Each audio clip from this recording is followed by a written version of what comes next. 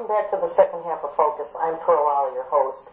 And we had a little bit of a problem during our break, and I've got the police chief here, Jeff Pearson, and I don't know if I should say welcome, or are you going to arrest me, or I don't know. Well, I guess we'll wait and see how the interview goes, and we'll see. Okay, well, I better do a good job then. Why don't you tell us a little bit about why you're here? We're here to talk about the Stop By and Say Hi program. It was a program created by Linda Harlow at the Satellite Beach Police Department, and it's one of a kind, really. Okay. And this program is, we have volunteers at the police department that go visit people who are lonely and who need friends. And Linda's thought behind it was, we need to pay it forward. So these volunteers that are handpicked, they go in the police department uniform and in the Citizens on Patrol vehicle. And they go to these houses where people might be lonely, might be shut-ins, might be caregivers, and they're friends, and they talk to them. How would somebody find out about that? I mean, how would you know who would need help? Well, do people call you, or? Yes. We get, a lot of the referrals are from family members and neighbors. And they will call up and say, hey, my neighbor is older and his or her spouse recently passed away and they're by themselves. Can you come and stop by and say hi? Oh, what a nice thing to do.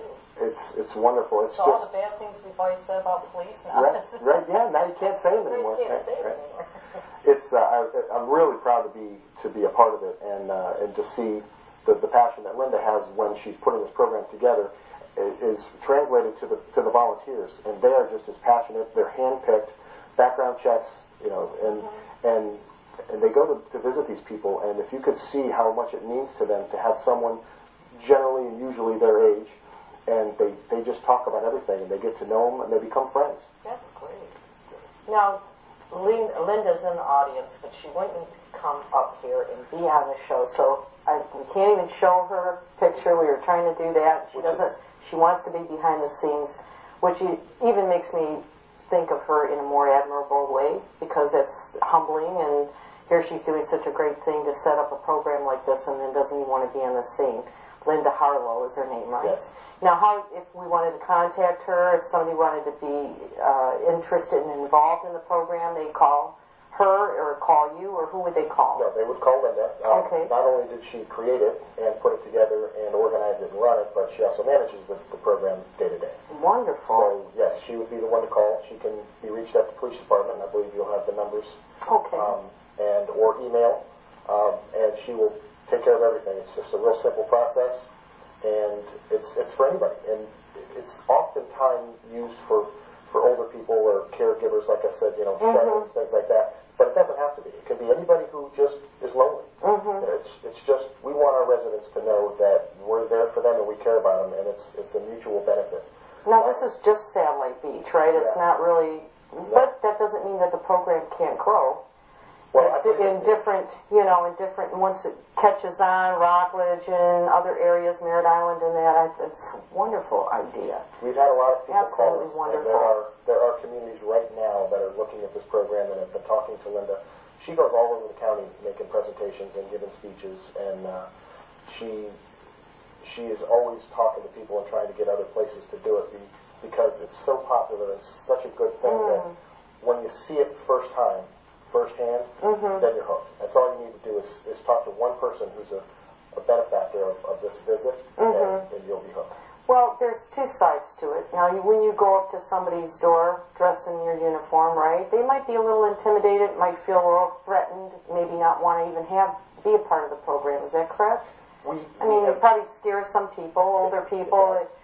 Not because of you, but that people dress up and like the cable guy, we were laughing about it, but like the cable guy and things like that, where somebody would come in and they don't know. How do they know that you're a real police officer when you come in there? Well, the people that go are volunteers. They're not police officers. Oh, okay. They're citizen volunteers who are donating their time, which is, again, why it's a win-win, because the people that are going to these homes to make these visits, that are stopping by and saying hi, are volunteers.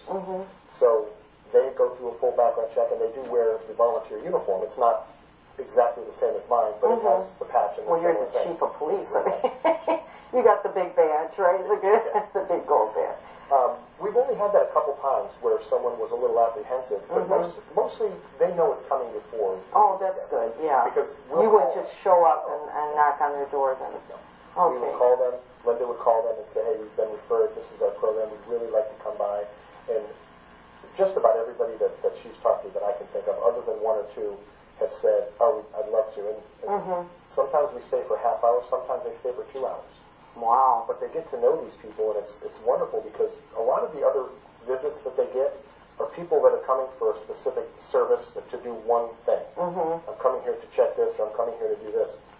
We just come there to be friends and to just talk to them and to give them some companionship and listen to stories about their grandkids and what they're doing. And great, really great program. I mean, I know for myself, my mother was sick, and I was out of town. My sister and I were out of town. My brother was not in the area, and my mom was alone, and she got the flu and didn't even get food or anything. And had she just had somebody to call, a program like this where you could call and say, hey, you know, or I could call for my mother and say, my mother's sick, and could you just check on her? What a great thing and comfort, you know, and safety. You know, you're going to have a safe person coming into your home and not somebody that you don't want in there. And one of the other benefits that we're starting to find out is because we go there and because we're friends with these people, we tend to find out that maybe they don't know about some services that are out in the community. Yeah. Different services from different places. Or we've even protected people and we've prevented people from becoming victims simply because their friend, who was stopping by to say hi, was talking, and they talked about a phone call they got about money that they were going to wire into someplace or any number of these scams, and then the volunteer will say, look, let's check into this first, but don't do anything until we check this out. And everything from preventing problems, preventing them from becoming a victim, all the way to offering services that they didn't know existed. Simple things like we ask, one of our volunteers will say, how was your doctor's appointment? Well, I couldn't go because I didn't have a ride. Well, you know what? Here's a service that can get you there. Or here's a way that you can get that done. And those things would never have come out if we weren't there to talk to them. Now this is I don't know if they've zoomed in on this yet, but do you think you can zoom in on it? This is your flyer.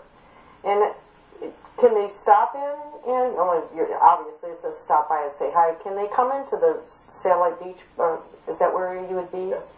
Satellite Beach Police Department, just go in, walk in and say, pick up a flyer or something like that, and absolutely call Linda, and there's everybody there knows about it, obviously. Absolutely, yeah.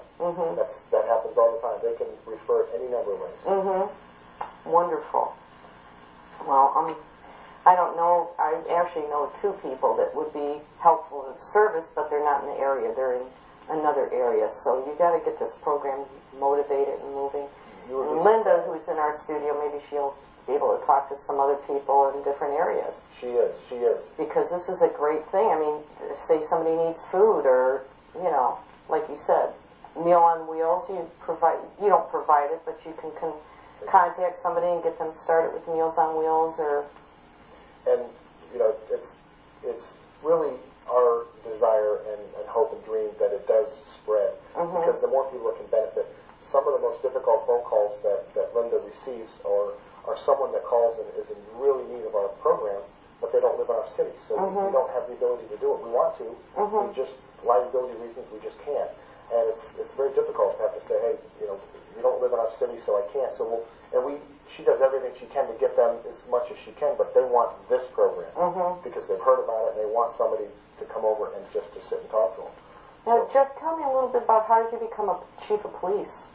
Well... And when did you become chief of police? I've been the chief for 3.5 years, August of 2011. But I've been with the city for 28 years. Wow. Started as a midnight shift dispatcher. Wow. And how did you get to this level? Well... I mean, that's a pretty dynamic responsibility to be chief of police. It is. But when you get to be the chief in Satellite Beach, it's even more special because of the people and because of the staff. And it's really just a pleasure every day to come in. And, I did the things I needed to do because I knew this is what I wanted to do. Got the education. I went to the FBI National Academy, which is very prestigious. I was fortunate enough to attend that. But I got to tell you, if you could see the folks that work there, in any capacity, it's just an outstanding group of people, and it makes it a pleasure to come in every day. Really well, that's great. Yeah. So you were 3 years, and how were you elected to be? Well, the former police chief, Lionel Cody, was a mentor and a friend, and he taught me what I needed to know, and it showed me, because again, being a police chief is one thing, but being a police chief in Satellite Beach is a little different, because the expectations in our city are significantly higher and different than a lot of cities. We know that as we drive through there. Yes, see? There's police everywhere. Yeah, we only have a few, but we make ourselves visible, and people like that. People want to see that there's a police car driving down their street, and they want to see it because it makes them feel better. Yeah, safe. It does. And especially with all the things going on in the world right now, it's nice to know that you're there, you know. And now knowing you're there to stop by and say hi, and as a friend to people, I think people are going to feel a little bit. That's another good way of creating communication between people and police officers, which everybody's a little bit afraid of, and sometimes intimidated by. They see a police car, they're afraid or whatever, you know. And I think that's a good way to bring the community together. It is, and it's really benefited, and not only, like I said, for the people that we visit, but for the people that go do the visits. Mm-hmm. You know, we thought when the program started that it was going to be that they would benefit from us going there, and it turns out that the volunteers benefit just as much or more than the people they're visiting. Mm-hmm. And you build a friendship and you build a bond, and it just really makes them feel safe and comfortable, and it just improves an already outstanding relationship between community and the Satellite Beach Police Department, but it even makes that stronger. Now, are you a volunteer for this, or you're just the representative for it? I am the representative. Okay. Linda's the one that...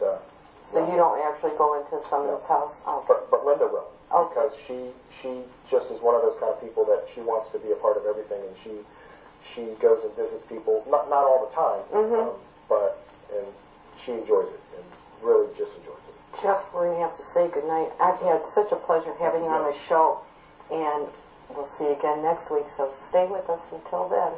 Bye-bye.